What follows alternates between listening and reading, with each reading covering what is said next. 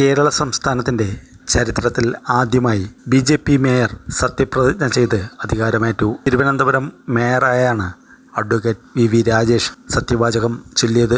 ജില്ലാ കളക്ടറാണ് സത്യവാചകം ചൊല്ലിക്കൊടുത്തത്. തിരുവനന്തപുരത്തെ 47ാമത്തെ മേയറാണ് VV രാജേഷ്. മേയർ തെരഞ്ഞെടുപ്പിൽ അദ്ദേഹം 51 വോട്ടുകൾ നേടിയാണ് VV രാജേഷിൻ്റെ വിജയം.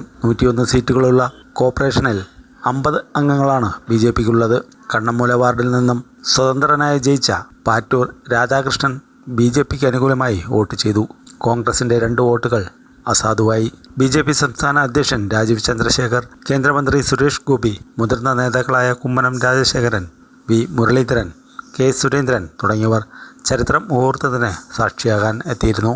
മേയർ സ്ഥാനത്തേക്കുള്ള തെരഞ്ഞെടുപ്പിൽ UDF സ്ഥാനാർത്ഥിയായി മുൻ MLA കൂടിയായ KS ശബരിനാഥനും LDF RP ശിവജി ആണ് മത്സരത്തിനിറങ്ങിയത്.